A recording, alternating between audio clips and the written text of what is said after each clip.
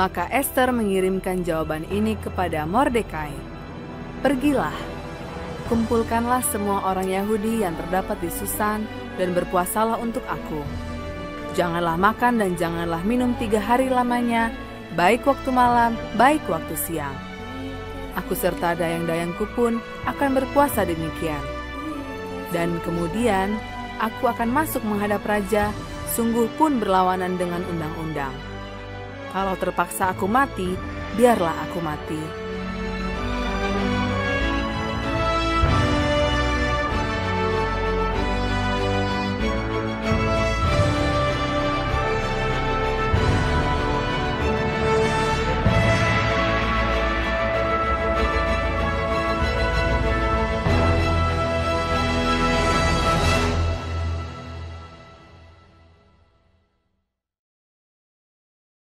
Selamat Hari Sabat dan selamat bertemu kembali rekan-rekan yang ada di Sabah, di wilayah Persekutuan Labuan, di Malaysia pada umumnya, atau di seluruh dunia, khusus kepada sahabat-sahabat umat-umat Tuhan yang sedang menonton di rumah.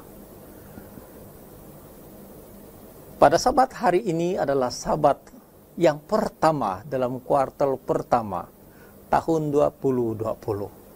Sekali lagi kita akan disajikan dengan pelajaran demi pelajaran. Bermula dari Sabat yang pertama hingga ke Sabat yang ke-13. Kita akan disajikan dengan satu lagi pelajaran yang pastinya akan memberikan kita semangat untuk mempelajari kitab Tuhan. Karena tajuk besar, tema besar dalam satu kuartal ini adalah bagaimana menafsir Alkitab. Saudara-saudara yang dikasihi oleh Tuhan, sebelum kita mulakan siri pelajaran sekolah Sabat kita akan awali dengan doa. Mari kita berdoa. Bapa kami di sorga, pada Sabat hari ini sekali lagi kami datang ke hadirat-Mu. Tuhan kiranya memimpin kami melalui ilham Roh Al-Kudus-Mu agar pelajaran pertama dalam kuartal kedua 2020 ini benar-benar menggugah hati kami untuk mempelajari lebih lanjut firman Tuhan yang hidup. Terima kasih ya Bapa telah dengarkan doa ini. Kami mohon dalam nama Yesus Kristus. Amin. Saudara-saudara yang dikasihi oleh Tuhan, pelajaran pertama 28 Maret hingga 13 April pada Sabat pertama kuartal kedua 2020, di mana kita akan mempelajari satu daripada yang ke-13 pelajaran sekolah Sabat, yaitu dibawa tajuk keunikan Alkitab. Tetapi harus kita ketahui sepanjang kuartal, pada kuartal kedua ini kita akan mempelajari bagaimana, seperti yang saya katakan tadi, menafsir kitab suci. Menafsir Alkitab yang kudus ini. Bagaimana kita melihat perspektif-perspektif yang ada di dalam Alkitab. Firman-firman Tuhan yang ada di dalam Alkitab. Dengan segala latar belakangnya, penulisnya, tahun penulisannya, dan keadaan sejarah atau politik pada waktu ianya ditulis, kepada siapa dan daripada siapa kitab-kitab ini ditulis. Sudah tentunya saudara-saudara, kalau kita lihat satu kuartal yang Tuhan telah berikan kepada kita untuk mempelajari Alkitab ini, kita akan mulakan dengan keunikan Alkitab, kemudian disusuli dengan asal-usul dan sifat Alkitab, kemudian pandangan Yesus dan para rasul akan Alkitab itu sendiri, akan Alkitab yang ada di tangan saya sendiri. Kemudian yang disusuli dengan Alkitab dan sumber berotoritas teologi gereja kita. Disusuli dengan oleh Alkitab saja, sekolah skriptural. Kemudian mengapakah penafsiran diperlukan untuk belajar Alkitab ini? Dan bagaimana dengan bahasa, ayat, dan konteks perlulah kita pelajari Alkitab ini, yaitu jatuh pada Sabat ke-7 nanti. Kemudian disusuli dengan penciptaan, Kejadian sebagai asas bahagian 1, penciptaan, Kejadian sebagai asas bahagian 2, dan Alkitab sebagai sejarah, Alkitab dan nubuatan, menenggani petikan-petikan yang rumit di dalam Alkitab, dan hidup oleh firman Tuhan. Saudara-saudara yang dikasihi oleh Tuhan, kita mengetahui bahwa Alkitab ini adalah Alkitab yang unik. Mengapa dia unik, saudara-saudara? Karena Alkitab yang ada pada tangan kita, ada pada tangan saya, Alkitab yang sudah kita terima di dalam gereja Seventh-day Adventist, jumlahnya adalah 66 buah buku. Perlulah kita ketahui bahwa perkataan Alkitab itu adalah kata pinjaman dalam bahasa kebangsaan kita atau bahasa Melayu yang mempunyai arti kata tunggal. Alkitab, sebuah buku tunggal. Tetapi kita ketahui bahwa Alkitab itu yang ada pada tangan kita, ianya bukan hanya satu buku di dalamnya. Ia mempunyai 66 buah buku. 39 di Perjanjian Lama, 27 di Perjanjian Baru. Sehingga ia akhirnya dikompil atau disatukan menjadi satu buku, dan kita panggil dia Alkitab. Dan seharusnya perkataan yang tepat menurut saya untuk mengerti Alkitab atau untuk menamakan Alkitab yang ada pada tangan kita adalah Al-Kutub. Karena Al-Kutub adalah perkataan jamak untuk sebuah buku yang lebih daripada satu. Tetapi bukan itu yang kita harus pelajari pada hari ini. Tetapi pada hari ini, hari Sabat ini, kita akan melihat bagaimana 66 buah buku di dalam Alkitab itu sendiri, yang ditulis dari senggang waktu selama 1500 tahun, di mana ditulis oleh lebih kurang 40 penulis dengan tajuk-tajuknya tersendiri, di mana 40 penulis dari senggang waktu 1500 tahun itu mereka tidak mempunyai kaitan persaudaraan yang erat. Tetapi yang menakjubkan, saudara-saudara, yang menakjubkan, semua tulisan mereka mempunyai satu tema. Bagaimana Tuhan menebus manusia yang telah berdosa besar di atas bumi ini. Dalam arti kata yang lain, saudara-saudara, Alkitab itu sendiri, Alkitab yang ada pada tangan kita, saudara-saudara, adalah kisah cinta Tuhan yang begitu besar kepada manusia yang berdosa besar. Dan kita harus tahu, upah dosa adalah maut. Saudara-saudara yang dikasihi oleh Tuhan, Alkitab ini yang ditulis mulanya bahasa Aramaik, bahasa Hebrew, Ibrani, dan bahasa Greek, telah ditranslate kepada begitu banyak bahasa di dunia. Bahkan 95% bahasa di dunia sekarang sudah mempunyai translation Alkitab, terjemahan Alkitab. Mungkin ada yang bertanya, mengapa Alkitab ini terlalu banyak diterjemahkan? Ada malah bertanya, Alkitab yang ada pada orang-orang Adventist, orang-orang Kristen umumnya, sudah tidak original lagi. Mengapa? Karena sudah diterjemahkan.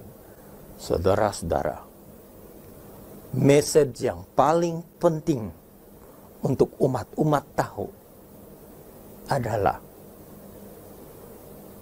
apa yang ada di dalam Alkitab itu sendiri. Maklumat ataupun wartah apa yang harus diwartakan, yang harus dipahami oleh orang di dunia yang berdosa. Saudara-saudara yang dikasihi oleh Tuhan, maka itu bukan bahasa aslinya yang diutamakan dalam soal ini, tetapi apakah message yang dihasilkan dari bahasa asli Alkitab itu boleh disampaikan kepada manusia di seluruh dunia. Saudara-saudara yang dikasihi oleh Tuhan, Alkitab merupakan buku yang pertama-tama diterjemahkan dan dibukukan oleh Gutenberg banding dengan kitab-kitab yang lain. Jadi saudara-saudara yang dikasihi oleh Tuhan, apa yang membuat Alkitab ini begitu istimewa? Apakah karena kulitnya? Apakah karena variasi penulisnya? Apakah karena senggang waktu 1500 tahun penulisannya? Atau ada yang lain, saudara-saudara? Maka itu kita sebagai umat Tuhan, kita harus begitu mengkagumi kitab-kitab ini. Karena walaupun ditulis oleh lebih kurang 40 orang dari latar belakang yang berbeza, dari tahun sejarah yang berbeza, dari keadaan politik yang berbeza, dari latar kehidupan penulis yang sangat berbeza, mereka mempunyai satu tema. Tema adalah kisah tentang kasih Allah, kasih Tuhan, kasih yang Maha Esa kepada manusia yang telah meninggalkannya karena dosa. Saudara-saudara yang dikasihi oleh Tuhan, tema utama yang saya telah katakan adalah kisah tentang kasih Tuhan atas dunia ini. Namun di dalam Deuteronomy, Ulangan 32 ayat 47, apa yang dikatakan di sini, saudara? Sebab perkataan ini bukanlah perkataan hampa bagimu, tetapi itulah hidupmu. Dan dengan perkataan ini akan lanjut umurmu di tanah kemana kamu pergi menyeberangi sungai Yordan untuk mendudukinya. Ulangan 32 ayat 47 mengawali apa sebenarnya Alkitab itu. Alkitab adalah firman Tuhan. Jadi firman Tuhan menurut Deuteronomy 32 ayat 47 dikatakan bahwa perkataan dalam Alkitab ini bukan hampa, bukan kosong, bukan sia-sia, tetapi perkataan dalam Alkitab ini, message dalam Alkitab ini adalah hidup saudara dan hidup saya. Saudara yang dikasihi oleh Tuhan, dimanapun Anda berada. Yohanes 10 ayat 10. Mudah ayat ini. Yohanes 10 ayat 10. Kalau diringkaskan ayat ini, dunia adalah kematian. Tetapi Tuhan memberikan kehidupan yang berlimpah-limpah kepada dunia yang sedang diambang kematian. Mungkin saya perlu bacakan ayat ini, saudara, supaya saudara boleh lihat bagaimana kisah cinta Tuhan kepada dunia yang berdosa besar itu telah dinubuatkan dan telah dinyatakan dalam Alkitab ini, supaya semua orang yang telah berdosa dan kembali mencari Tuhan, mereka mempunyai kehidupan yang berlipat ganda, berlipat ruah kehidupan mereka. Abundantly kata bahasa Inggris, bagi mereka yang mencari Tuhan dalam hidup mereka. Mari saya bacakan ayat ini, saudara-saudara. Yohanes 10 ayat 10, pencuri datang hanya untuk mencuri dan membunuh dan membinasakan. Aku datang supaya mereka mempunyai hidup dan mempunyainya dalam segala kelimpahan. Saudara-saudara yang dikasihi oleh Tuhan, inilah firman Tuhan. Inilah yang membuatkan kita sangat bersuka cita. Banyak orang menangis menerima firman Tuhan dalam bahasa mereka sampai saat ini. Karena Alkitab jelas mengatakan bahwa perkataan dalam firman ini adalah hidupmu. Kalau kita lihat saudara-saudara yang dikasihi oleh Tuhan, ayat di dalam Alkitab, dia katakan lagi, di dalam Mazmur 1:19, ayat yang ke-105. Firman-Mu itu pelita bagi kakiku dan terang bagi jalanku. Mazmur 119 ayat 105. Dan di dalam Ulangan 32 ayat 47, sekali lagi mereka mempunyai persamaan. Penulis yang berbeza. Firman-Mu adalah hidup kita. Saudara-saudara yang dikasihi oleh Tuhan, seluruh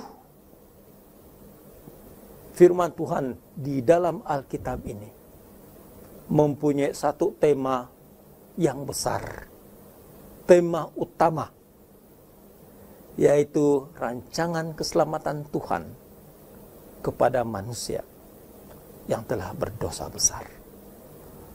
Baik dalam perjanjian lama, 39 buah buku, dan perjanjian baru 27 buku, semuanya mengabarkan rencana dan kemenangan Tuhan yang penuh berkuasa untuk menebus dan menyelamatkan orang-orang yang telah berdosa. Saudara-saudara, Alkitab mengatakan hanya satu perkara yang boleh menyelamatkan manusia: menerima Yesus. Akulah firman, kata Yesus. Dan untuk kali ini, kita harus mulai sadar bahwa sepanjang kuartal yang kedua 2020 ini, kita akan melihat bagaimana Tuhan telah memimpin Musa menulis 5 buku yang pertama di dalam Alkitab, Kejadian, Keluaran, Imamat, Ulangan, dan seterusnya. Nabi Musa ini dipimpin oleh Roh Kudus. Dan dia adalah seorang ahli politik dan juga pakar di dalam militeri, ketenteraan. Kita juga harus ingat bahwa penulis yang lain seperti Amos, dia adalah seorang gembala domba dan seorang petani. Ada penulis yang lain seperti Samuel dan Jeremiah. Mereka ini orang-orang muda.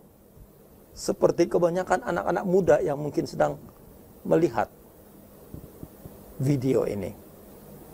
Dan juga mereka ini, Samuel dan Jeremiah, adalah kalangan orang-orang yang melayani Tuhan di dalam bait suci.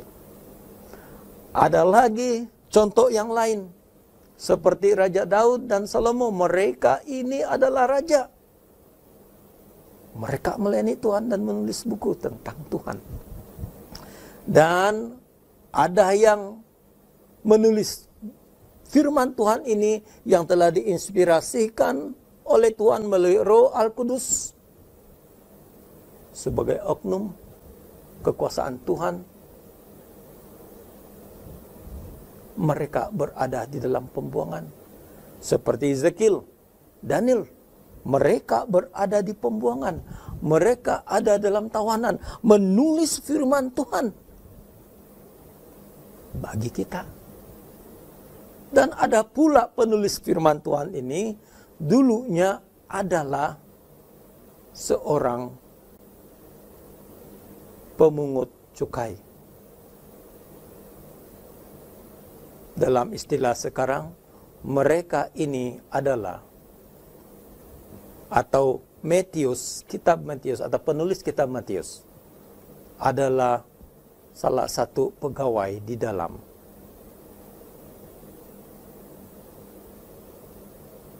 pengurusan cukai dan sebagainya.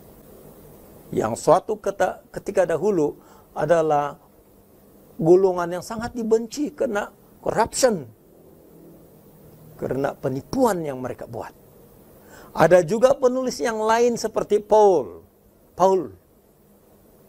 Dia seorang ahli Farisi. Dia juga pernah menjadi hakim untuk membunuh orang lain seperti diakon yang pertama di dunia orang Kristen. Dia seorang traveler. Ada juga yang lain seperti Yohanes, kekasih, seorang yang dipenjarakan dan buang di Pulau Patmos menulis firman Tuhan. Ada juga dari kalangan medical doctor, Lukas, seorang ahli sejarah, dan pernah sebagai seorang pagan. Nah, kalau kita lihat, saudara-saudara, penulis-penulis termasuk Rasul Petrus, dia seorang nelayan, seorang businessman. Mereka diberikan oleh Tuhan keupayaan untuk menulis firman Tuhan dalam posisi mereka yang sangat berbeza antara satu dengan yang lain. Posisi dan umur, tahap pendidikan, kenegaraan, keadaan politik semasa, mereka semua telah digunakan oleh Tuhan untuk menuliskan firman Tuhan yang ada sekarang ini bagi saudara dan bagi saya. Salah satu keunikan yang terbesar di dalam Alkitab kita, saudara, tidak ada buku-buku yang lain yang begitu accurate, tepat untuk masa sekarang ini. Hal-hal yang telah dinubuatkan ribuan tahun yang lalu oleh penulis-penulis yang sudah saya sebutkan tadi, antara lain 35% daripada isi kandungan Alkitab adalah tentang nubuatan. Tuhan telah memberitahu apa yang akan terjadi di masa akan datang. Tuhan telah memberitahu tentang kedatangan Tuhan yang kedua kali, Yesus. Dan Tuhan juga telah memberitahu kedatangan Tuhan Yesus yang pertama kali. Kitab Yeremia memberitahu tentang si penebus yang menebus dosa manusia, dosa saya dan dosa saudara. Yeremia 33 ayat 15 dikatakan bahwa anak perjanjian yang menebus dosa manusia ini adalah keturunan Daud. Mika 5 ayat 2. Mika memberitahu bahwa anak yang akan menebus dosa manusia itu untuk menggenapi kisah cinta Tuhan yang besar kepada manusia yang telah berdosa akan lahir di Bethlehem. Mika sudah menuliskan itu jauh sebelum kedatangan Tuhan Yesus. Malaiki 3 ayat 1 juga diberitahu bahwa ada seorang nabi Tuhan yang akan mendahului penebus ini, dan akan membaptiskannya jauh sebelum Yohanes Pembaptis lahir. Zekaria sudah memberitahu bahwa penebus yang menebus dosa manusia yang besar itu akan memasuki Yerusalem dengan menaiki seekor keldai. Yesaya 53 sudah menubuatkan bahwa dia yang akan menanggung dosa manusia akan dipukul, akan dilukai. Saudara, banyak ayat-ayat Alkitab yang lain di Perjanjian Lama tentang nubuatan-nubuatan kedatangan penebus. Penggenapan kisah cinta Tuhan kepada manusia yang berdosa besar. Saudara-saudara yang dikasihi oleh Tuhan, Lukas 9 ayat 22, Matius 24 ayat 2, Yohanes 14 ayat 1 dan 3 sudah memberitahu bahwa akan ada penggenapan tentang kelahiran Yesus, tentang kemusnahan Yerusalem, dan tentang kedatangan Yesus yang kedua kali. Dan dia memberitahu tanda-tanda kedatangannya yang kedua kali jauh sebelum kita telah melihatnya zaman sekarang khususnya.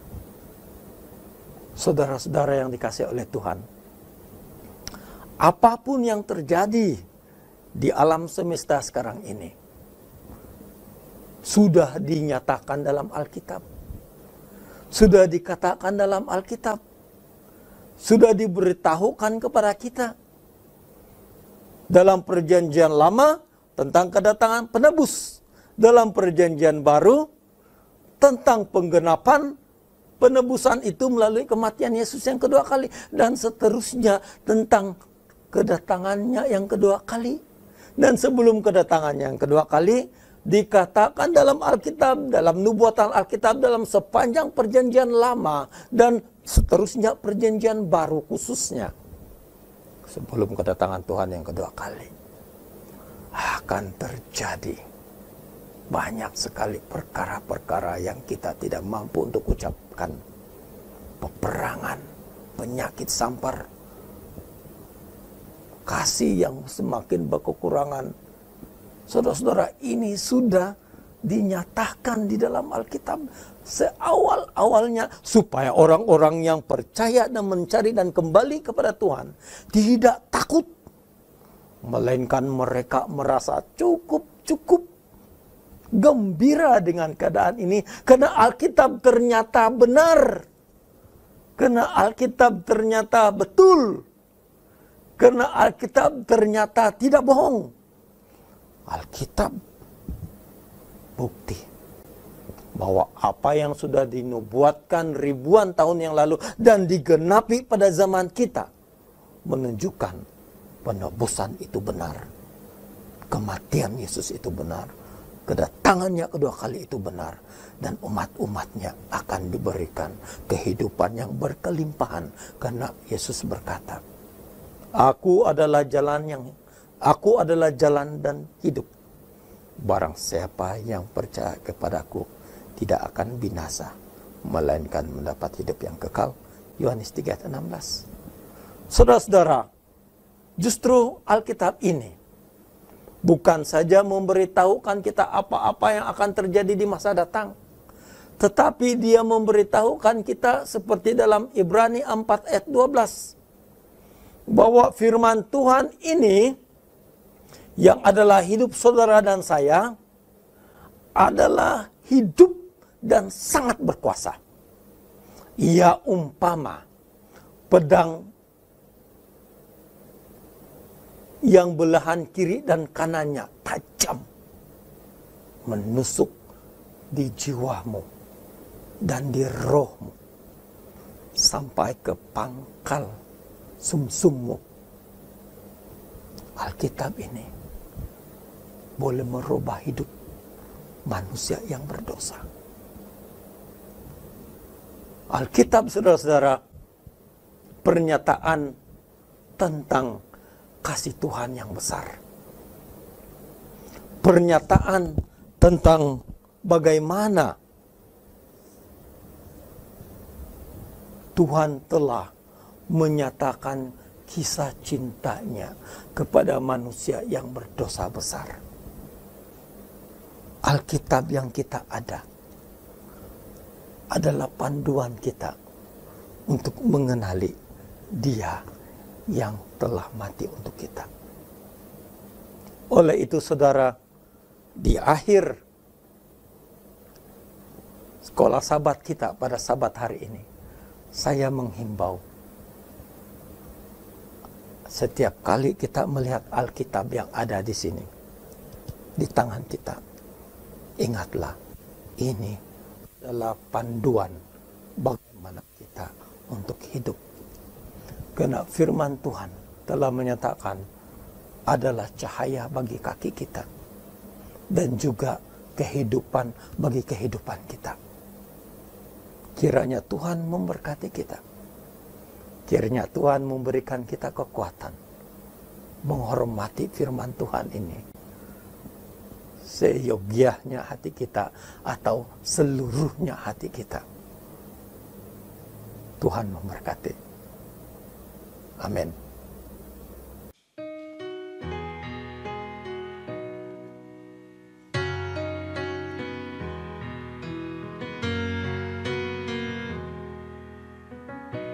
Bless the Lord, oh my soul, oh my soul. Worship His holy name. Sing like never before, oh my soul, and I'll worship Your holy name.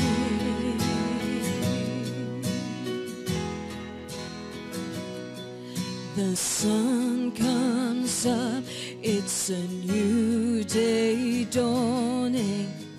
It's time to sing Your song again. Whatever may pass and whatever lies before me, let me be singing till the evening comes.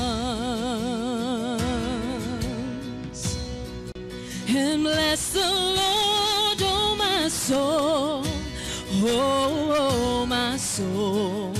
Worship His holy name and sing like never before, oh my soul, and I worship Your holy name.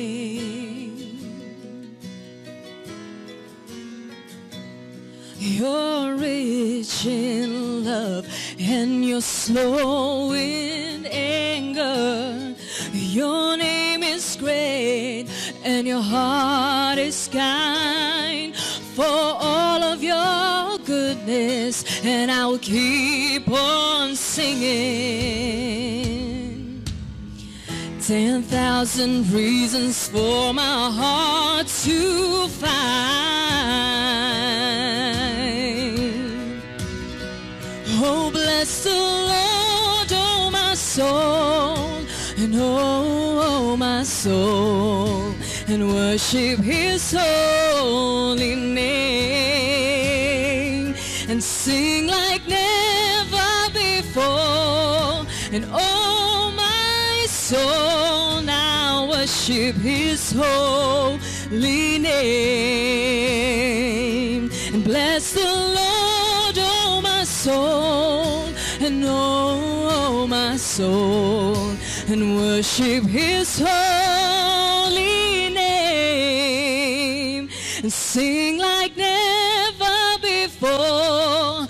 And oh my soul, and I worship His holy name. And on that day, when my strength is failing, the end draws near and my time has come. Still my soul will sing your praises. 10,000 reasons and forevermore.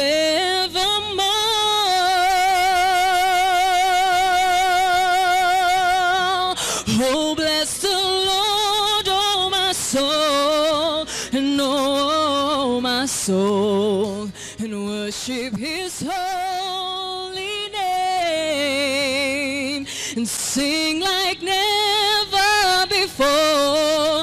And oh my soul, and I worship your holy name, and I worship your holy name.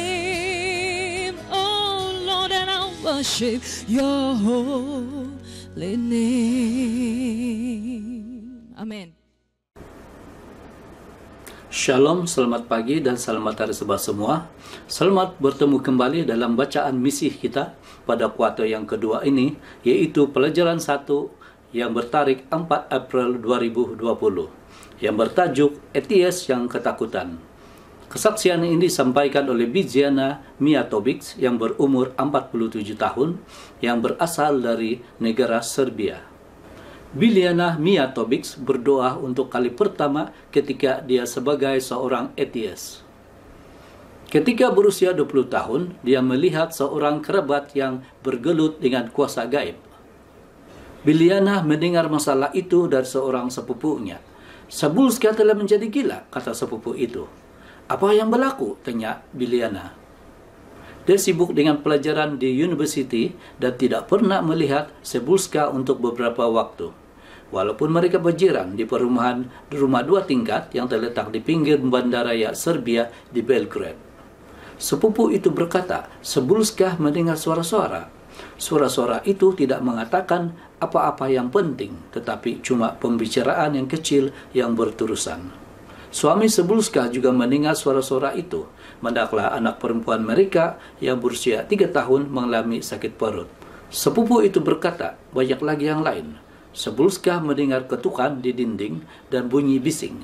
Sabulska bercakap tentang dirinya yang mengecut ataupun mengecil sehingga hanya sebesar tikus dan berjalan di sekitar rumah seperti orang-orang kecil. Apabila dia berjalan di sekitar bandar, dia merasa seperti dia sedang berjalan mengharungi air setinggi aras pinggang dan orang yang lalu lalang berjalan menebusi dia. Oleh kerana bimbang, Sabulska meminta pertolongan daripada dokter. Mereka memberi ubat yang menyebabkan dia tidur, tetapi ubat itu tidak menyelesaikan masalahnya. Saudara Mara membawa Sabulska ke biara dan para pendeta melawatnya di rumah. Seorang padri meletakkan sebuah Alkitab di kepalanya dan satu lagi Alkitab di kakinya dalam usaha untuk menghalau roh-roh jahat. Sementara minggu-minggu berlalu, Sabulska kehilangan kekuatan untuk berdiri dan menghabiskan sepanjang hari di atas katil. Biljana terkejut dengan berita itu, tetapi dia tidak tahu apa yang perlu dipikirkan. Sebagai seorang atheist, dia tidak pernah percaya kepada Tuhan, syaitan ataupun hal-hal yang gaib. Dia memutuskan bahwa Sabulska tentu mengalami masalah psikologi. Berasa kasihan kepadanya, dia memutuskan untuk membuat lawatan. Biljana mendapati pintu depan terbuka dan dia pun berjalan masuk. Sabulska yang sedang berbaring di tempat tidur terujah melihat pelawatnya. "Saya tidak mempunyai masalah psikologi," katanya. "Saya sedih kerana tiada sesiapa yang mempercayai saya," kata Sabulska. Bercakap dengan jelas dan secara logik, dia menerangkan kejadian pelik yang dialaminya. "Kenapa saya perlu mengambil ubat sedangkan saya sihat?" kata Sabulska. "Saya normal. Saya tidur sepanjang hari kerana ubat itu," katanya. "Saya memerlukan bantuan lain," kata Sabulska lagi. Biljana semakin yakin bahwa Sabulska berkata benar. "Adakah kamu mahu saya berdoa untuk kamu?" kata Biljana kepada Sabulska. Kata-kata itu mengejutkan, termasuk dirinya sendiri. "Saya ada pergi ke gereja Kristen dan saya mendengar bahwa Tuhan boleh membantu dalam pelbagai situasi. Dan apabila tiada apa-apa yang boleh kita lakukan, kita boleh berdoa." Walaupun Biljana tidak mempercayai Tuhan, dia telah menghadiri kebaktian Sabat di gereja Seventh-day Adventist di New Belgrade. Sabulski menyambut baik tawaran untuk berdoa itu. "Ya, saya berterima kasih kamu sudah berdoa untuk saya," kata Sabulski. Bilyana kembali ke rumahnya dan berdoa lagi. "Tuhan, jika Engkau ada, selamatkan saya dari setan," katanya. Semasa dia mengucapkan perkataan itu, dia bertanya-tanya mengapa dia berlutut. Dia bukan kebiasaan untuk berlutut. Dan dia berpikir bahwa mungkin dia kehilangan akalnya sendiri. Tetapi dia terus berdoa. "Tuhan, tolong bantu Sabulska," katanya. "Lindungi dia." Keesokan harinya, Bilyana pulang dari university itu dan mendapati Sabulska sedang berdiri, membersihkan tingkap rumahnya. Bilyana berhenti dan tertanya-tanya. Tuhan telah mendengar doanya. Sabulska bebas dari roh-roh jahat, tidak pernah lagi dikacau oleh roh-roh tersebut. Dan kini Bilyana sangat gembira. Dari saat itu, dia berjanji kepada Tuhan yang menggemahkan janji yang dibuat oleh Yakub dalam Kejadian 28 ayat 20 hingga 21. "Jika Allah akan menyertai dan akan melindungi aku di jalan yang kutempuhi ini, maka Tuhan akan menjadi Allahku." Suatu pagi, Bilyana bangun dengan iman dalam hatinya. Dia tidak lagi meragui Tuhan. Dia menyerahkan hatinya kepada Yesus dan dibaptiskan. Bilyana sekarang ini berusia 47 tahun. Juru audit di sebuah syarikat insurans. Adalah anggota yang aktif di gereja New Belgrade. Dalam kerja misionaris saya, yang merupakan satu kelegaan bagi saya untuk melihat cara Tuhan bekerja dengan setiap orang sejak dari zaman kanak-kanak, katanya. Dalam pengalaman saya melihat bagaimana Tuhan dengan sabar dan gigih bekerja dengan setiap orang. Biarkan Tuhan membantu kita untuk bertemu dengan orang-orang yang Dia pimpin, supaya mereka dapat mendengar firman itu dan menjawab panggilannya untuk keselamatan. Bilyana adalah anggota gereja Seventh-day Adventist New Belgrade. Dia akan menerima sebahagian daripada persembahan Sabat ke-13 kuartal ini untuk memperolehi bangunan sendiri. Sedang jemaah bertemu di sebuah tete yang disewa ketika ditubuhkan pada tahun 1993 dan kini berkongsi bangunan dengan satu lagi jemaat Adventist lain di New Belgrade. Terima kasih kerana telah merancang memberikan persembahan Sabat ke-13 dengan murah hati. Seperti biasa, pesan misi ini ditulis oleh Andrew McChesney. Sampai di sini sejak pelajaran kita untuk pelajaran pertama ini, dan kita akan berjumpa lagi di pelajaran kedua nanti. Tuhan memberkati.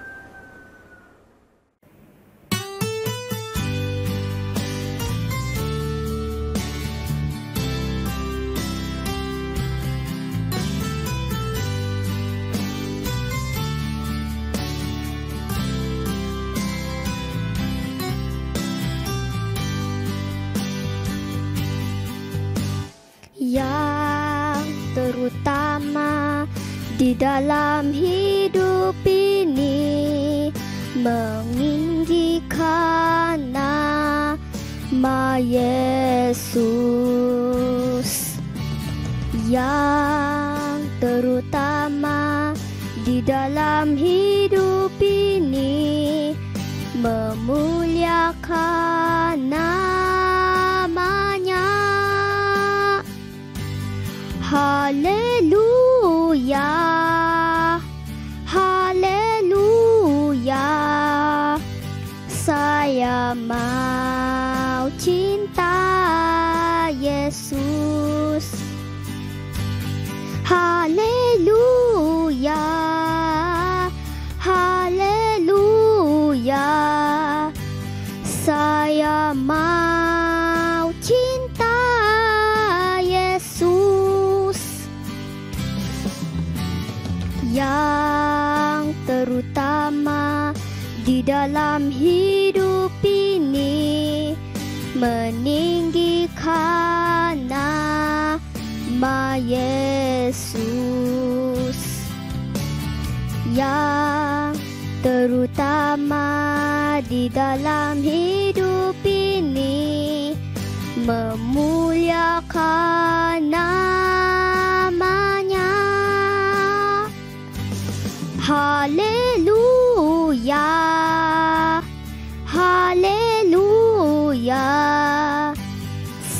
Saya mau cinta Yesus.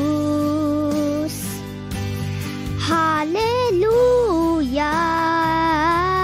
haleluya. Saya mau cinta Yesus.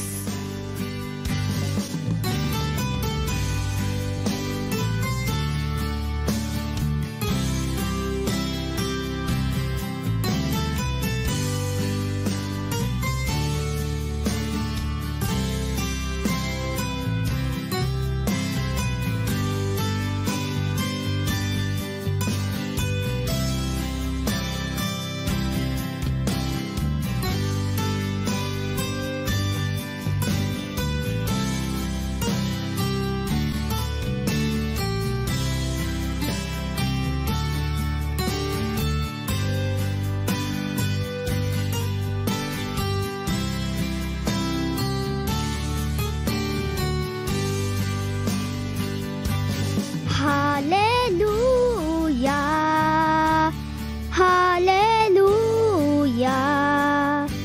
Saya mau cinta Yesus.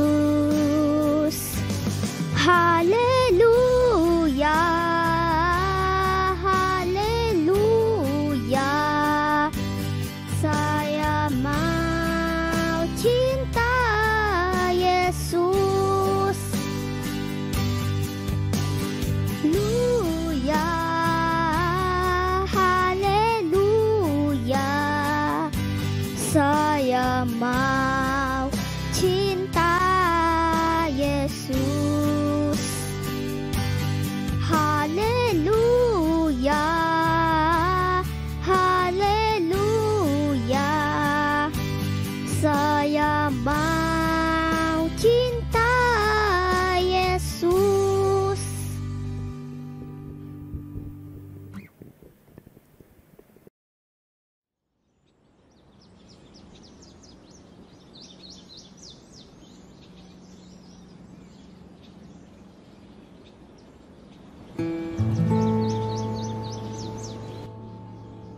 Pada datuk, pada nenek. The coronavirus is something we did not know about. Ich weiß, dass ihr nervös seid. Det är inte ditt fel. Jag är rädd. We are all afraid. Eu sei que tienes miedo. Todos nós nos sentimos sozinhos e não sabemos o que vai acontecer. Me manca vederti. Ich vermisse so sehr, mit dir zu spielen. Extraño tus abrazos. Saya rindu cerita kamu. Pero no para destruirnos.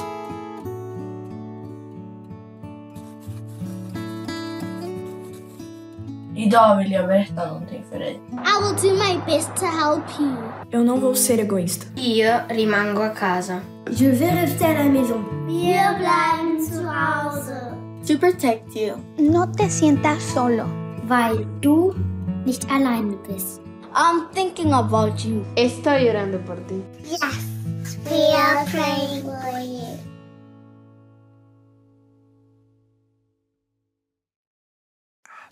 Dragaya babushka. Cher Papi, I know it's not easy for you. Gebt nicht auf. No te des por vencido. No mollare. No te des por ver. Because all your life you have been strong. Wir lieben dich. Te queremos mucho. Jag тебя люблю. Så du är inte ensam. Tu n'es pas seul et nous t'aimons. Ihr seid nicht allein und wir haben euch lieb. Vocês não estão sozinhos. E nós chamamos. Kamu tidak bersendirian dan kami sayang kepada kamu.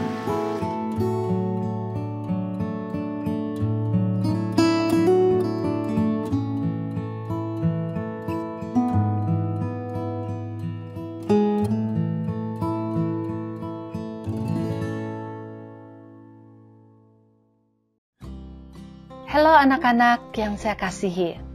Selamat hari Sabat. Apa kabar semua? Saya harap kamu menjaga kesehatan dan kebersihan diri dengan baik. Ini adalah Sabat yang ketiga kita mengadakan kebaktian Sabat di rumah masing-masing. Sabat lalu ialah Sabat yang ke-13. Jadi Sabat ini ialah Sabat yang ke-14? Oh bukan. Sabat ini ialah Sabat yang pertama untuk suku tahun yang kedua. Nah, biasanya pada Sabat pertama, kamu sudah mendapat buku sekolah Sabat yang baru seperti ini. Tapi oleh kerana perintah kerajaan untuk semua orang stay at home sehingga 14 April ini, maka buku-buku sekolah Sabat belum dapat diambil pada masa ini. Siapa yang ada mengikuti aktiviti harian sekolah Sabat minggu ini? Ada sesiapa yang membaca cerita Zekius di dalam Alkitab? Siapa yang ada cuba membuat dompet dan membuat ayat hafalan menggunakan duit shilling kertas? Atau jika kamu bertuah dan ada pokok di luar rumah kamu, kamu ada cubakah untuk memanjatnya seperti Zekius? Ya, sudah tentu dengan izin ibu bapa kamu. Jika ada yang membuat aktiviti sekolah Sabat di rumah, jangan lupa ambil gambar dan kirimkan kepada saya melalui WhatsApp. Untuk aktiviti bermula petang ini hingga Jumaat depan, saya harap guru-guru sekolah Sabat sudah pun mengirimkan bahan yang kami sediakan melalui WhatsApp kepada ibu bapa murid-murid kamu. Cerita sekolah Sabat hari ini bertajuk Yesus si Pelayan. Kamu boleh baca cerita ini di dalam Alkitab dalam buku Yohanes 13 ayat 1 hingga 17. Ayat hafalan terdapat dalam Yohanes 13 ayat 14 dan saya akan bacakan dalam Alkitab versi Borneo. Jika aku sebagai Tuhan dan gurumu sanggup membasuh kaki kamu, maka haruslah kamu saling membasuh kaki sesama sendiri. Message hari ini ialah kita menunjukkan kasih Tuhan apabila kita melayani orang lain. Sebelum kita mulakan cerita ini, mari kita berdoa dahulu. Kita berdoa. Bapa kami di syurga, terima kasih atas kesempatan untuk mendengar satu lagi cerita Alkitab pada hari ini. Kami berdoa supaya Tuhan memberkati anak-anak yang sedang menonton bersama keluarga di rumah saat ini. Biarlah mereka dapat belajar bagaimana untuk melayani sama seperti Yesus. Terima kasih dalam nama Yesus. Amin. Salah satu daripada adat di tempat di mana Yesus tinggal semasa Yesus hidup di dunia adalah mendapatkan seorang pelayan yang membasuh kaki tetamu apabila mereka datang berkunjung ke rumah. Coba kamu bayangkan, kamu berjalan menggunakan kasut atau selipar atau mungkin berkaki ayam di atas tanah yang berdebu dan kotor pada hari yang panas. Kemudian kamu masuk ke dalam rumah untuk menikmati makan malam. Bagaimana perasaan kamu apabila waktu kamu masuk ke rumah ada seseorang yang datang kepada kamu dan berkata, "Mari, Alzen, biar saya basuh kaki kamu dengan air sejuk." Pasti itu akan sangat menyenangkan. Kejadian ini atau cerita ini berlaku kira-kira pada masa yang sama seperti sekarang, yaitu dalam bulan April. Yesus pergi ke Yerusalem untuk menghadiri pesta Paskah. Apa itu Paskah? Masih ingat cerita tentang orang Israel dan 10 tulah yang menimpa bangsa Mesir? Tulah terakhir ialah kematian anak sulung dalam keluarga jika mereka tidak menyapukan darah anak domba di atas tiang pintu rumah mereka. Nah, setiap tahun sejak kejadian itu, orang-orang Yahudi merayakan Paskah untuk memperingati keajaiban di mana malaikat maut melintasi rumah mereka dan membiarkan anak sulung mereka hidup. Kamu tahu, sampai hari ini orang-orang Yahudi masih lagi merayakan Paskah. Yesus mau menikmati makan malam Paskah bersama murid-muridnya. Makanan telah siap dihidangkan, tetapi tidak ada pelayan yang datang untuk membasuh kaki mereka. Yesus mau melakukan sesuatu kepada murid-muridnya sebelum dia mati. Dia mau menunjukkan kepada mereka bahwa orang yang hebat itu seharusnya tidak kisah untuk melayani. Oleh itu, Yesus berdiri dan pergi mengambil sebuah besen dan menuangkan air ke dalamnya. Yesus mulai membasuh dan mengelap kaki murid-muridnya. Kemudian Yesus menuju ke arah Simon Petrus, yaitu salah seorang muridnya yang dahulu bekerja sebagai nelayan. Yesus berlutut di hadapan Petrus. Petrus terkejut dan berkata, "Tuhan, adakah engkau akan membasuh kakiku?" Dia sama sekali tidak menganggap Yesus sebagai seorang pelayan. Yesus tahu apa yang Petrus sedang pikirkan. Lalu dia berkata dengan lembut, "Kamu tidak akan faham sekarang, tapi kamu akan faham juga nanti." Petrus menarik kakinya dan berkata, "Engkau tidak patut membasuh kakiku." Sebenarnya Petrus terlalu sayang kepada Yesus, sehingga dia tidak sanggup melihat Yesus membuat kerja seorang pelayan. Tetapi Yesus berkata, "Aku harus membasuh kakimu, Petrus, jika kamu mau menjadi pengikutku." Mendengar jawaban Yesus, Petrus berkata, "Baiklah Tuhan, bukan hanya kakiku, tetapi tangan dan kepalaku juga." Nampaknya keinginan Petrus untuk menjadi pengikut Yesus sangat besar. Kemudian Yesus mengingatkan murid-muridnya, "Aku memberikan satu teladan kepada kamu." Dan dia meminta mereka membasuh kaki satu sama lain. Mungkin kamu sudah melihat bagaimana ibu bapak kamu membuat pembasuhan kaki di gereja. Sekarang kamu sudah paham kenapa ia dilakukan. Oleh karena teladan Yesus, maka kita juga ingin dan perlu untuk melayani orang lain. Pada minggu hadapan, pikirkan cara bagaimana kamu boleh menjadi seorang pelayan kepada keluarga kamu. Ya anak-anak, kita menunjukkan kasih Yesus apabila kita menolong atau melayani orang lain. Dan bila kita melayani orang lain, lampu kasih Yesus di dalam hati kita akan bersinar dengan terang, bercahaya dengan terang, sehingga orang akan merasa gembira dan memuji Tuhan. Mari kita sama-sama nyanyikan lagu This Little Light of Mine. This little light of mine, I'm gonna let it shine. This little light of mine, I'm gonna let it shine. Let it shine, let it shine, let it shine.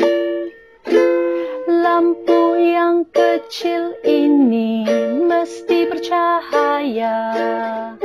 Lampu yang kecil ini mesti bercahaya, di mana-mana bercahaya, di mana-mana bercahaya.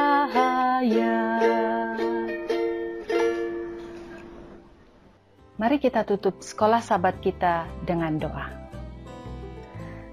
Bapa kami di surga, terima kasih atas teladan yang Yesus telah berikan kepada kami untuk merendahkan hati kami dan melayani keperluan orang lain. Bukalah hati kami dan gunakan kami sebagai pelayan-pelayan-Mu yang bersinar sebagai saksi bagi-Mu. sementara kami mematuhi peraturan untuk terus berada di rumah pada masa sekarang, biarlah kami dapat belajar untuk melayani dengan menolong keluarga kami di rumah. Terima kasih ya Tuhan, kerana menjawab dan mendengar doa kami. Dalam nama Yesus kami berdoa. Amin.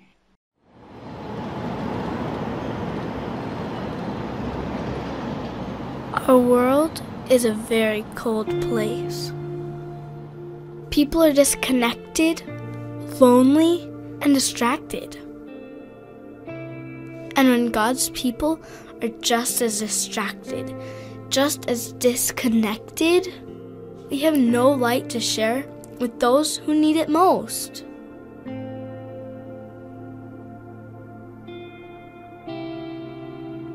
And even in our worship, we fail to give eternal things our full attention. And when we allow our busy lives to separate us from Jesus, something terrible happens. Our relationships fall apart.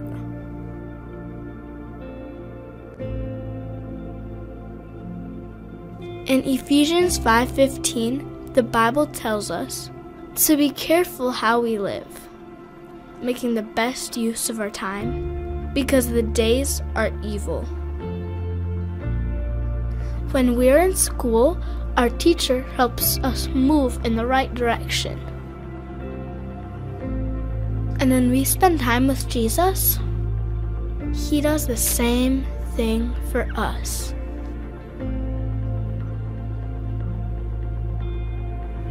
We live in incredible times and have so many good things at our fingertips that can bring us together.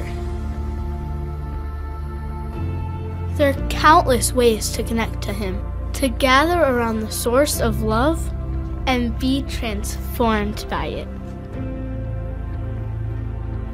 If we want to change, we have to spend time with Jesus, because He tells us, by beholding Him, we are transformed. He can breathe a new spiritual life into our hearts and homes. As for me, my family is happiest when we put Jesus first. But it's a choice you have to make every day, to leave behind the artificial and receive something that you just can't get anywhere else.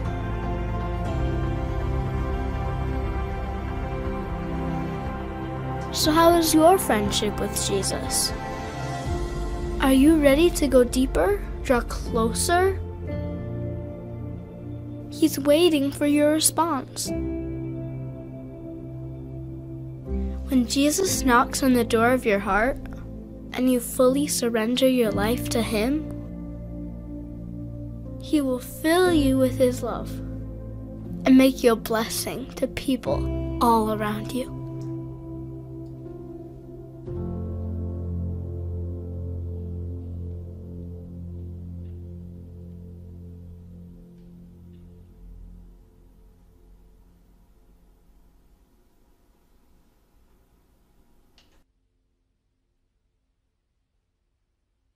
Selamat hari Sabat. Kita bersyukur kepada Tuhan pada waktu ini karena kita masih dapat menyembah Tuhan melalui pemberian persembahan dan pengembalian persepuluhan kita. Mari kita mengingat untuk senantiasa menyokong pekerjaan Tuhan walaupun pada waktu pergerakan kita dihadkan. Seventh-day Adventist Mission Sabah ingin mendorong para ketua keluarga untuk mengumpulkan persembahan dan persepuluhan yang dikutip dalam kebaktian di rumah pada setiap hari Sabat dan membuat catatan ringkas kemudian menyerahkannya kepada bendahari gereja ataupun kepada pastor daerah masing-masing pada hari yang lain. Sokongan para anggota gereja pada waktu ini adalah sangat dihargai. Tuhan memberkati dan memelihara Anda semua sementara Anda terus beribadah dan menyokong pekerjaan Tuhan dari rumah Anda masing-masing. Halo anak-anak, kita berjumpa lagi dalam satu segmen khas untuk kamu, yaitu cerita kanak-kanak. Cerita kali ini datangnya dari Bulgaria. Kalau kamu lihat dalam peta, kamu akan nampak Bulgaria itu terletak di Eropa. Mila baru berumur 6 tahun. Tapi dia sudah menjadi seorang pahlawan doa atau prayer warrior. Kamu tahu apa itu pahlawan doa? Pahlawan doa itu ialah seseorang yang suka berdoa. Tapi bukan suka berdoa saja, suka berdoa untuk orang lain. Pada satu hari di sekolah, Mila melihat cikgu-cikgunya keluar dari kawasan sekolah pada masa rehat. Dan cikgu-cikgu Mila ini keluar untuk merokok. Dan Mila tahu bahwa merokok itu boleh membuat seseorang jatuh sakit. Jadi Mila berdoa untuk mereka.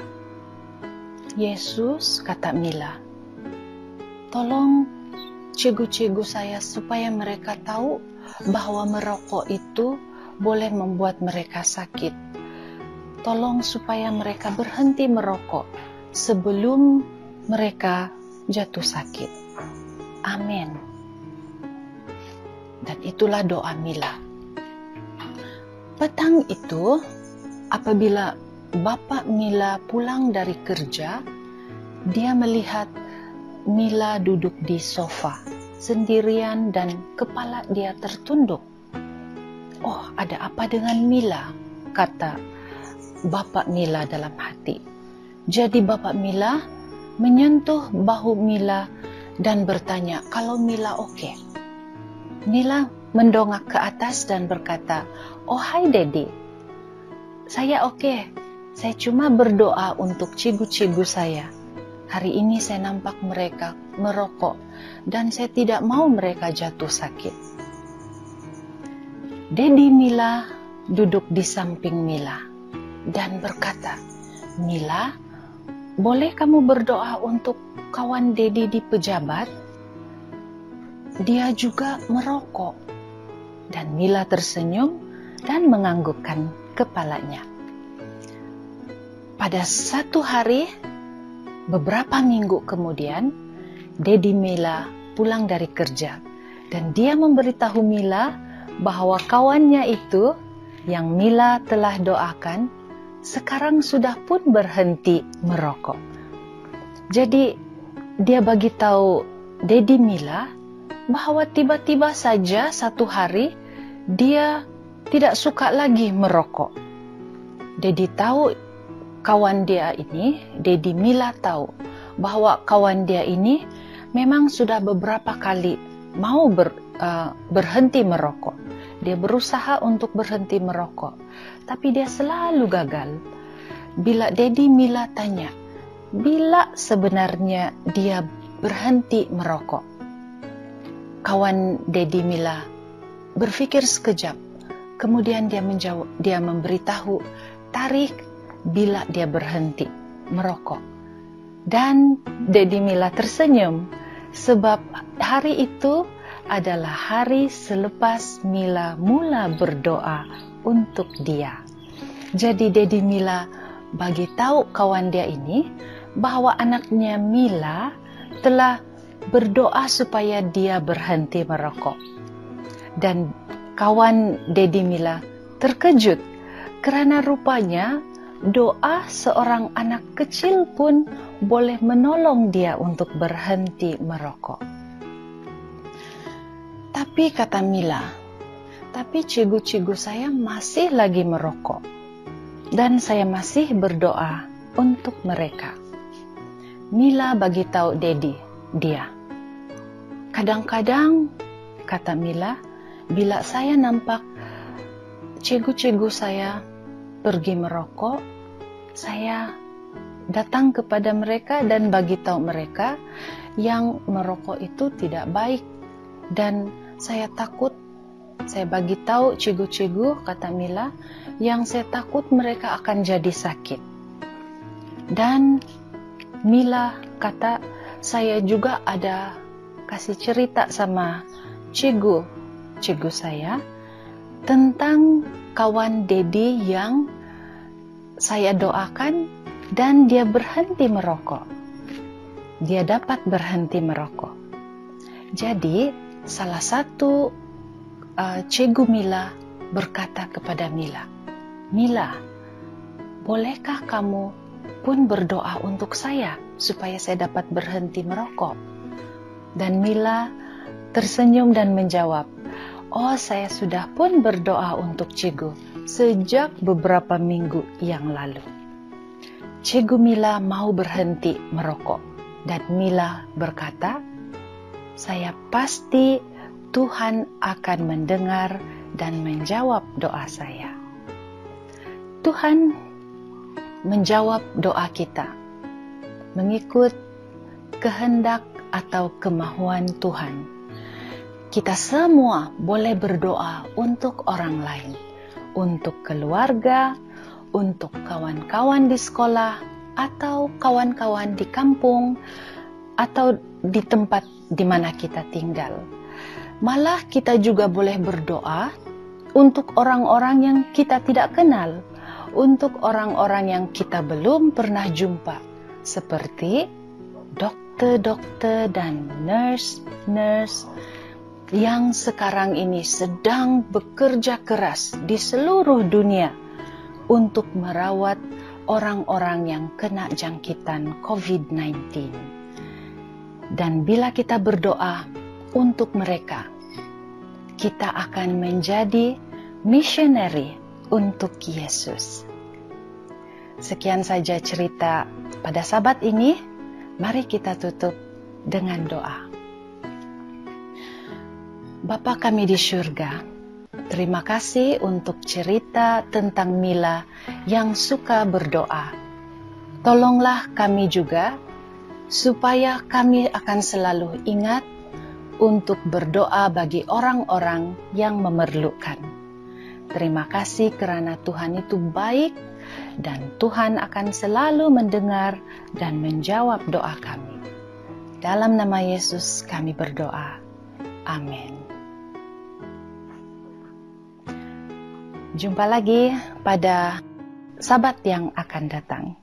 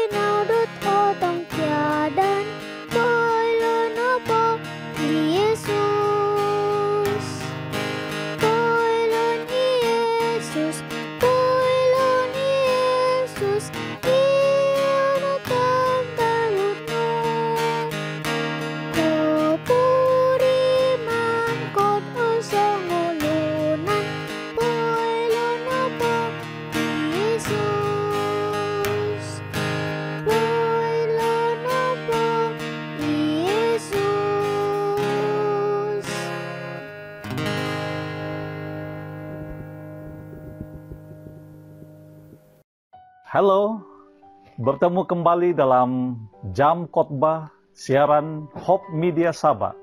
Selamat hari Sabat untuk semua umat Tuhan yang mengikuti kebaktian secara live pada Sabat ini.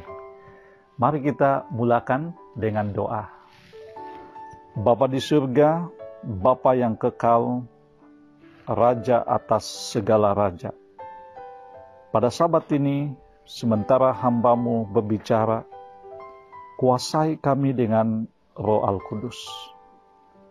Berkati kebaktian di seluruh Sabah, termasuk wilayah persekutuan Labuan, walaupun anggota-anggota berada di rumah masing-masing pada ketika ini.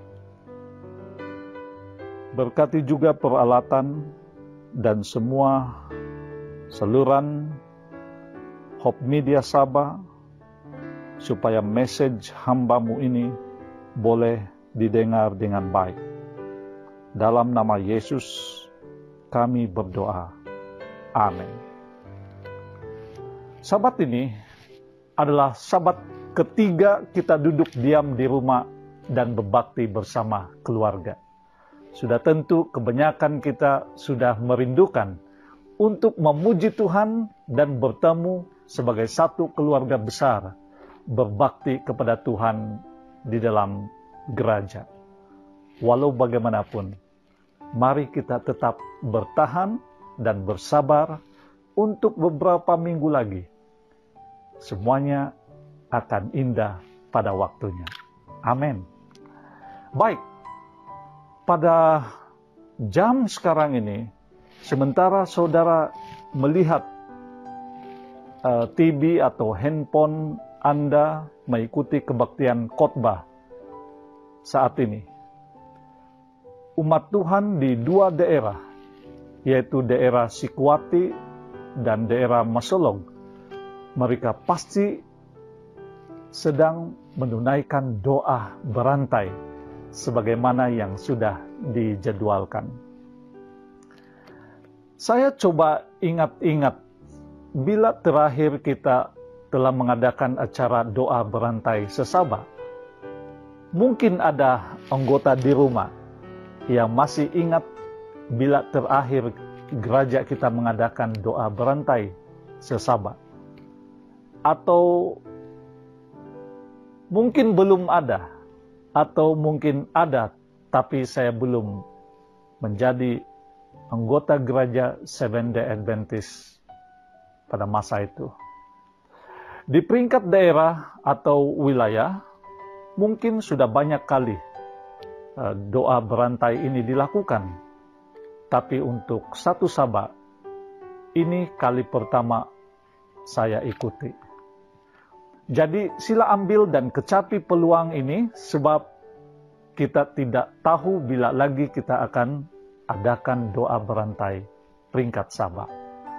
So, selamat berpuasa bagi yang berpuasa dan selamat berdoa bagi yang sedang berdoa. Kamu adalah pahlawan-pahlawan doa.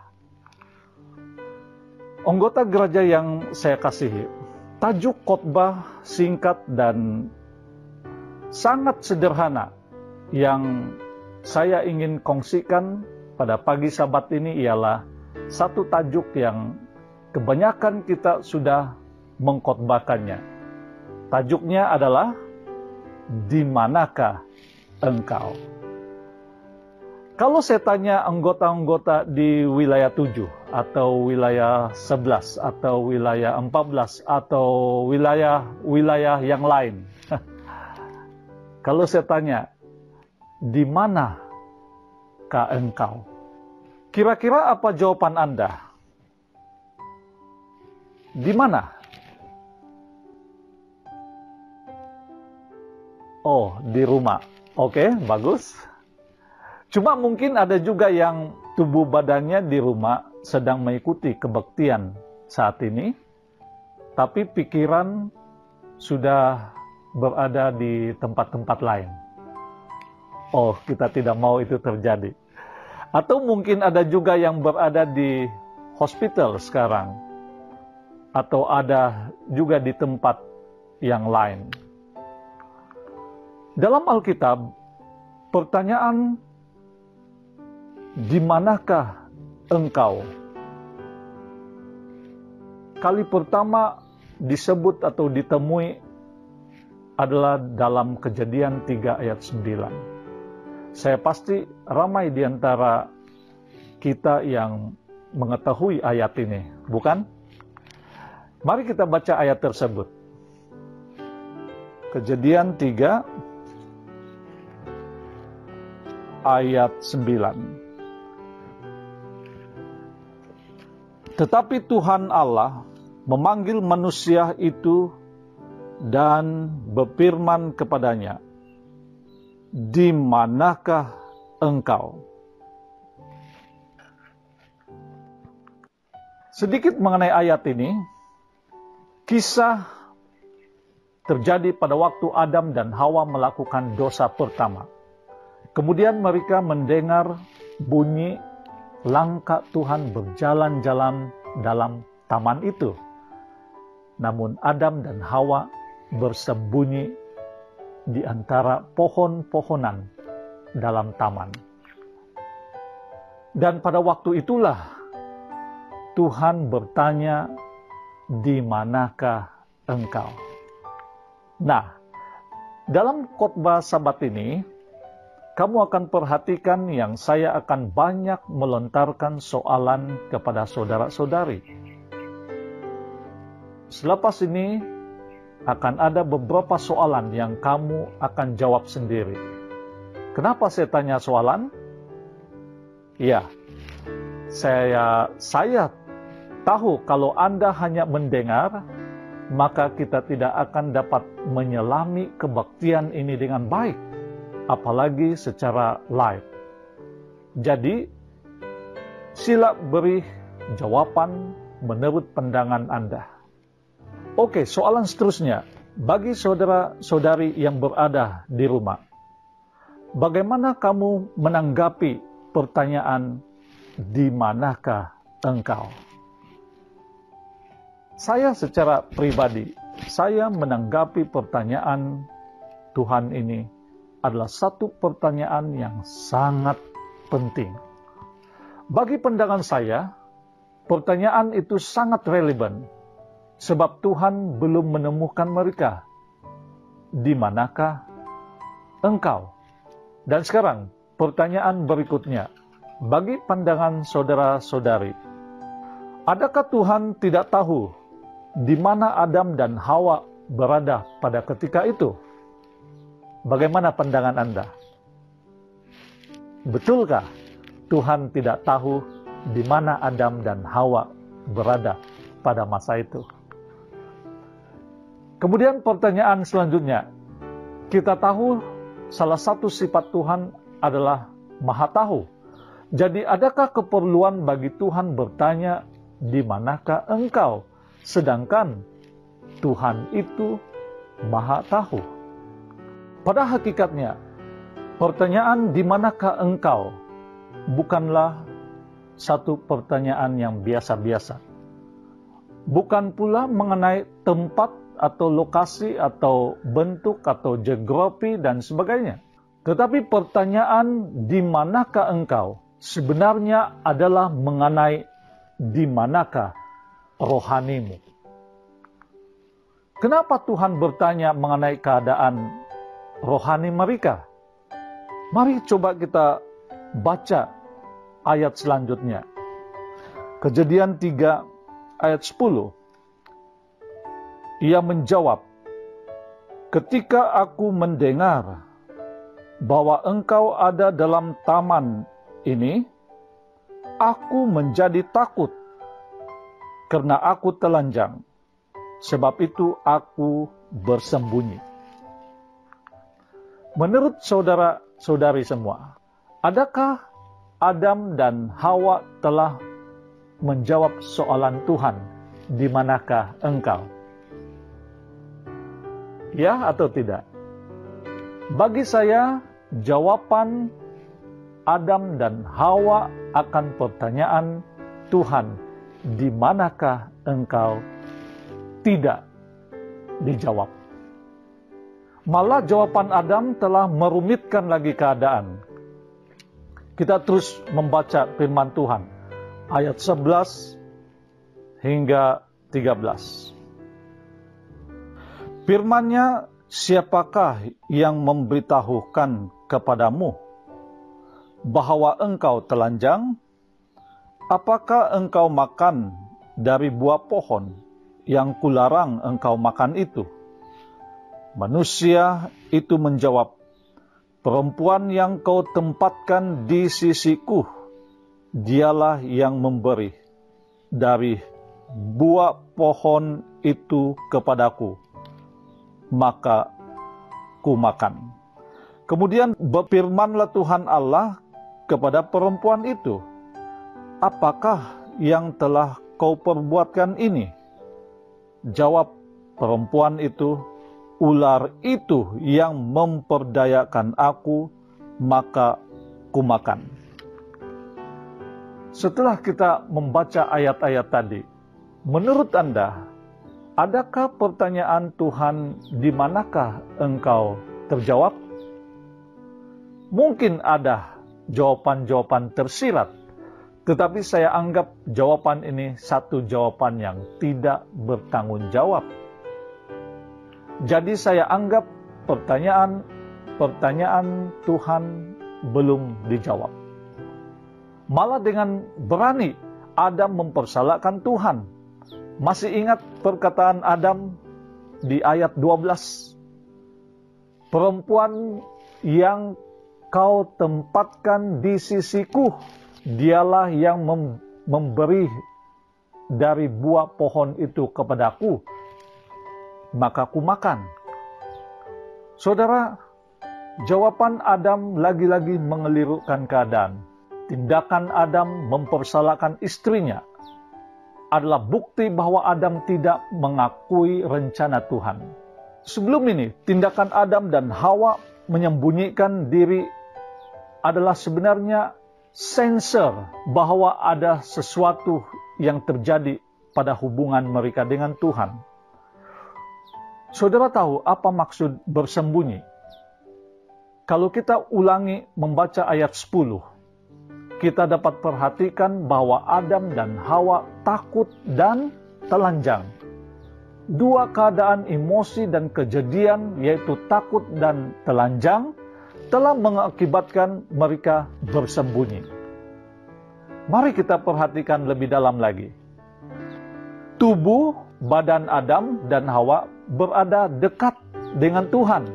Kenapa saya katakan tubuh badan Adam dan Hawa dekat dengan Tuhan?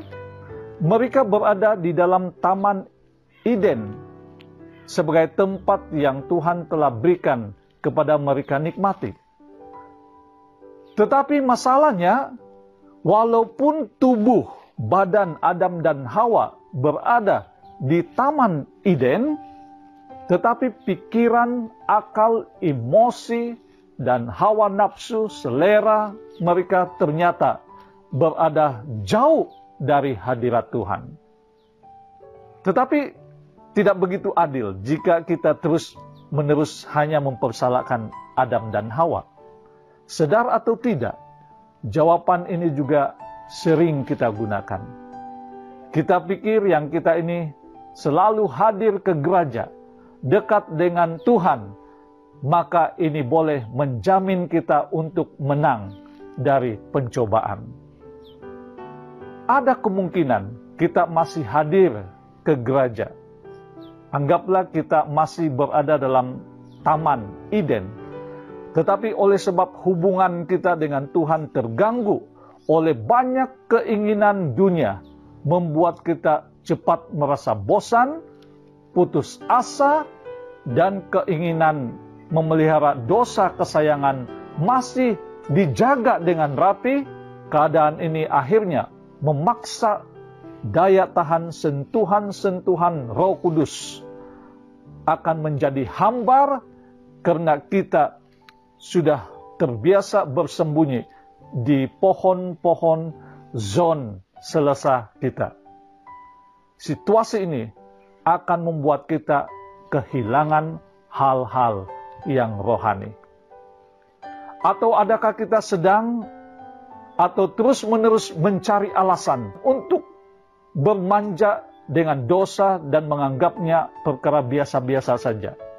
Atau adakah kita anggap atau menganggap wabak virus COVID-19 yang kini berada di 202 buah negara di merata dunia sebagai suatu yang biasa-biasa saja tanpa ada perubahan dan pertobatan.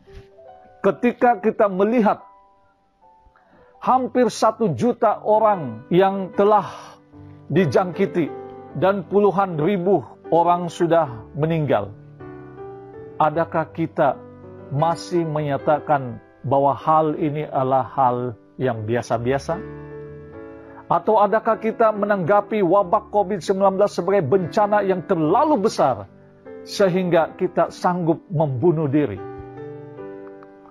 Saudara-saudari yang dikasihi Tuhan, kita tidak tahu bila perintah kawalan pergerakan ini akan berakhir.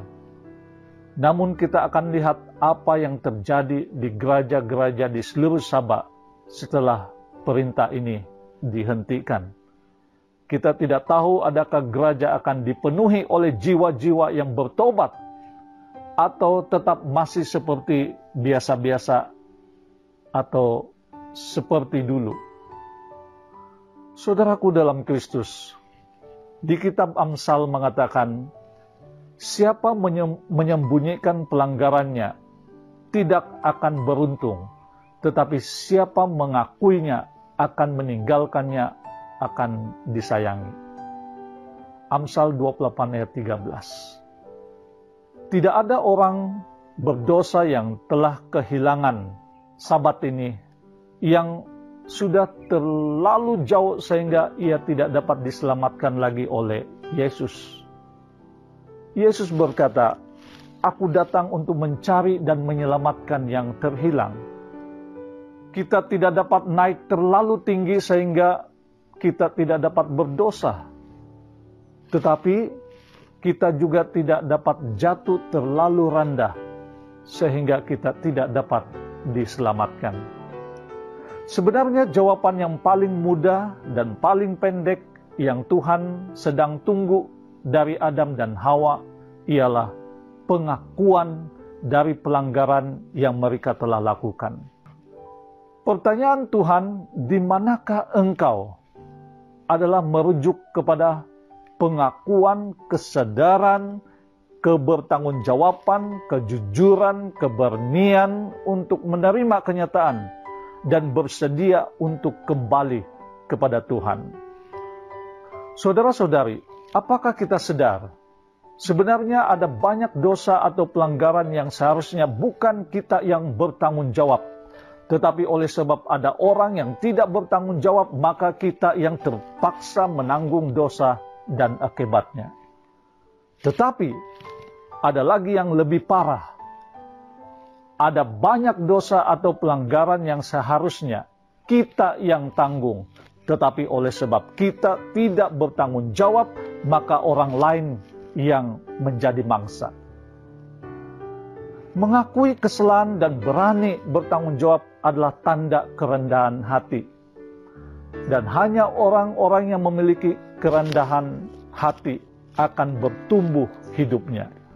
Seperti kata firman Tuhan, Tuhan memberikan kasih kurnia-Nya kepada orang-orang yang rendah hatinya. Sekarang mari kita ke dunia sebenar kita. Kita ketepikan dulu cerita mengenai Adam dan Hawa. Ketika Tuhan bertanya, "Di manakah engkau?" Adakah kita akan jawab, "Saya dengan seluruh pikiran dan badan saya berada dalam gereja-Mu"? Maksudnya, adakah kita boleh menjawab pertanyaan Tuhan, "Di manakah engkau?" dengan menyatakan, "Seluruh jiwa raga saya tentukan untuk berada di dalam gereja sepenuh hati"? Atau adakah kita akan jawab, "Saya sedang mengerjakan message perkabaran 3 malaikat"? Atau adakah kita akan jawab, "Bapa, inilah aku, utuslah aku kemana saja Tuhan mahu"? Atau adakah kita akan jawab, "Saya ready digunakan oleh Tuhan"? Atau adakah Kita akan jawab, sekiranya Tuhan mengizinkan saya mati demi mempertahankan iman percaya kepada Tuhan. Kita akan berani katakan, biarlah kehendak Tuhan yang jadi, bukan kehendakku. Coba kita ambil masa dan merenungkan, apa sebenarnya jawaban kita jika Tuhan bertanya kepada kita, di manakah engkau? Ada satu cerita yang selalu kita baca, satu kisah kehidupan Yesus Kristus yang saya suka sampai pada saat ini. Terdapat dalam Lukas 8 ayat 22 hingga 25. Angin ribut diredahkan. Pada suatu hari, Yesus naik ke dalam perahu bersama-sama dengan murid-muridnya. Dan ia berkata kepada mereka, marilah kita bertolak ke seberang danau. Lalu bertolaklah mereka. Dan ketika mereka sedang berlayar, Yesus tertidur. Sekonyong-konyong turunlah taupan ke danau, sehingga perahu itu kemasukan air dan mereka berada dalam bahaya. Maka datanglah murid-muridnya, membangunkan dia, katanya, Guru, Guru kita binasa. Ia pun bangun lalu mengherdik angin dan air yang mengamuk itu. Dan angin dan air itu pun reda, dan danau itu menjadi teduh. Lalu katanya kepada mereka, di manakah kepercayaanmu? Maka takutlah orang dan heran, lalu berkata seorang kepada yang lain, siapa gerangan orang ini, sehingga ia memberi perintah kepada angin dan air, dan mereka taat kepadanya. Lukas 8, 22 ayat 25. Secara ringkas ceritanya, ketika angin ribut telah melanda perahu, dan perahu mulai dimasuki air, murid-muridnya atau murid-murid Yesus menjadi cemas, dan keadaan boleh mengancam nyawa. Akhirnya mereka membangunkan Yesus dari tidurnya. Yesus bangun, kemudian dia mengherdik angin dan air yang mengamuk. Kemudian suasana menjadi tenang. Kemudian selepas itu, di ayat 25, lalu katanya kepada mereka, di manakah kepercayaanmu? Pertanyaan Yesus, di mana kepercayaanmu? Pertanyaan ini masing-masing kita harus jawab pada Sabat ini. Saya tidak akan bahas panjang lebar ayat ataupun cerita di Lukas 8 ayat 22 dan 25 ini. Tetapi saya mengajak kita semua, anggota-anggota yang ada di rumah, mari kita jawab pertanyaan ini selagi Roh Tuhan sedang menguasai kita. Selagi firman ini masih panas dalam hati kita. Jawab bukan dengan kekuatan dan akal pikiran sendiri, tetapi dengan kerendahan hati yang dibaluti oleh kuasa Roh Kudus. Jawab dengan penuh keberanian dan pertaubatan yang sesungguhnya. Lengkapi jawaban kita dengan doa yang sungguh-sungguh. Jadi akhirnya saudara yang dikasihi Tuhan, pertanyaan Tuhan, di manakah engkau? Semoga hari ini, Sabat ini, di saat kita berada di situasi yang semakin mencabar, di saat iman anggota gereja digoncangkan, di saat persediaan kita menghadapi cabaran yang lebih besar lagi di hadapan ini, saya menghimbau umat Tuhan khususnya di Sabah ini, boleh dengan pasti menjawab dengan jelas kepada Tuhan, di manakah engkau? Tuhan memberkati semua. Mari berdoa. Bapa kami Tuhan di surga, firman-Mu yang hidup sudah kami nikmati. Roh Kudus akan membuat firman itu berkuasa dan mengubah hati kami. Dalam nama Yesus. Amin. Sebelum kita berpisah, saudara-saudari yang dikasihi Tuhan, termasuk anak-anak kita, jangan lupa menghafal ayat-ayat Alkitab. Sampai jumpa lagi.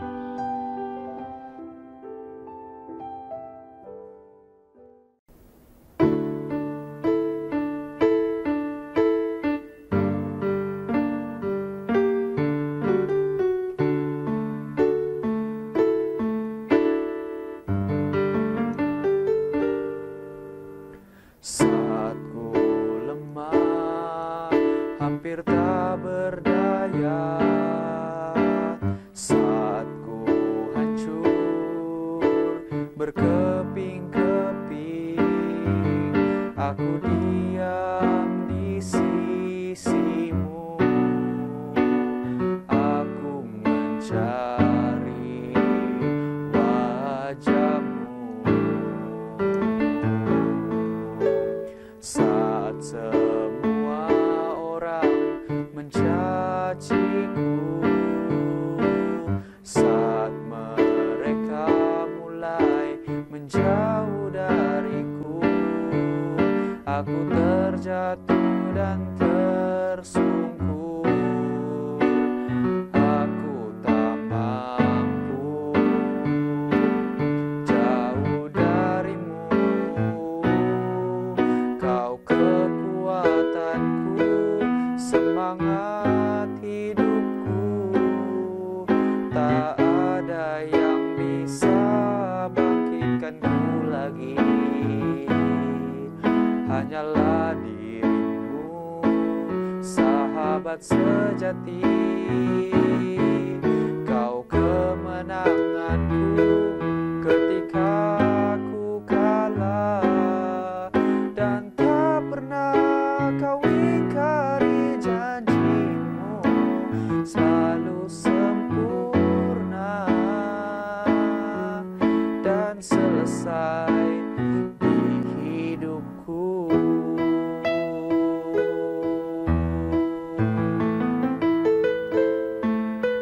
Saat semua orang mencaciku,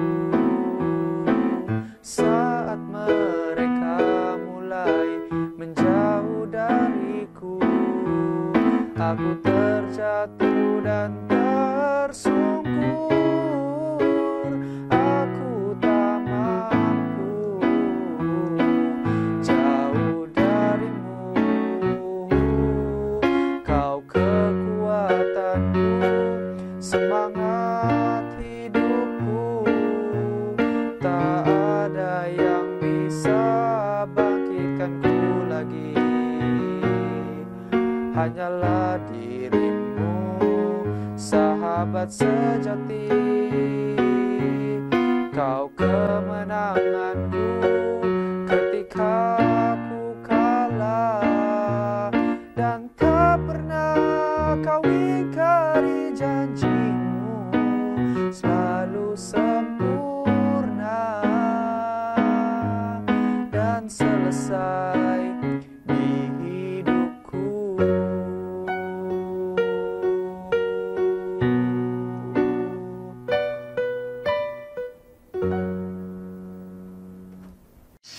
Hello, happy Sabat. Iyaku imajutan jaga isawaku domina ayat. Manta do ke gereja do lebas kokol tandek kota merudo. Engin no koy mangano do kasiwatan deti memerus da selamat hari Sabat kumaid insana ni pendeta-pendeta anggota gereja SDA Sitid Sabah. Karena itu ko lingay tetap tenang bersabat toko idwalay masing-masing iti sabat termikat iti kopi wasian toko. Hello, happy Sabat. Hari Sabat semua. Selamat Hari Sabat. Selamat Hari Sabat. Puji Tuhan, Happy Sabat. Halo semua, saya ingin mengucapkan selamat Hari Sabat kepada semua anggota gereja yang berada di Sabah, atau berada di mana saja kamu berada, stay at home dan ya sentiasa memuji nama Tuhan di mana saja kamu berada sekarang. Di Sabat. Selamat Hari Sabat. Kopi Senangan Tadau Sabat. Hai, selamat Hari Sabat kepada semua umat Adventist. Hai, Happy Sabat semua. Hai, kami dari CSS Tagudon Tandi Kota Marudu mengucapkan Happy Sabat kepada semua anggota gereja Seventh Day Adventist.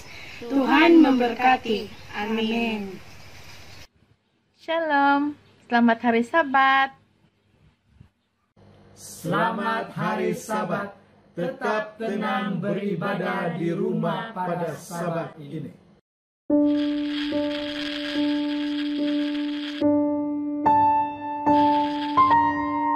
亲爱的冠状病毒，几个月前我甚至不知道你的存在。Per fare guerra a noi. Sí, nosotros estamos en guerra. 알 수 없는 무언가와 싸워야 하는. E isso me enche de incerteza. Uncertainty. Incertitude. Sappiamo che la tua armata è molto grande. Sehr groß. Du bist überall. No podemos verte. Maar we weten dat je vele miljoenen soldaten hebt. You are depriving us of liberty. Ci stai privando della gioia di abbracciarci. De darnos besos. Și să trăim iubire. Du attackierst uns mit deinen Verbündeten. ความหวาดกลัว Rozhodljenost. Miedo. No same strašné. Wandiparadzira mauto angu. 你夺走了他们的生命。 Querido Corona. Déjame decirte. Δεν μας έχεις νικήσει. Nuestro ejército se hará fuerte. Juanini. Fordi a har tro. Usk. Fe. Fe. Vera. Credință. Y tengo las armas para enfrentarte. Respect. Respect for others. Mon voisin. Moich znajomych. My friends. Die Schwächsten. Me quedaré en casa. Je ne vais pas t'ouvrir la porte. Nu te voi căuta. And if I have to go into the battlefield. To help the one who really needs it. เพื่อปกป้องชีวิตของเราทหาร E eu farei isso com muito cuidado. Only when necessary. Samantala? Voglio godere dell'abbraccio della mia famiglia a casa. Время, которого мне не доставало. I will eat healthily. Me las arreglaré para hacer ejercicio. Ich werde nur schlafen. Nanita Amini. Nella responsabilità e solidarietà dell'umanità. For doctors and nurses. Nossos heróis. Real heroes. And in God. Even if it does not really seem. Hat alles unter Kontrolle. C'est lui qui contrôle tout. He is in control. Sim, querido coronavírus. Dumnezeu deține controlul. Él tiene el control. 그가 주관하십니다. C'est lui qui contrôle. Ele está no controle. He is in control. Is in control.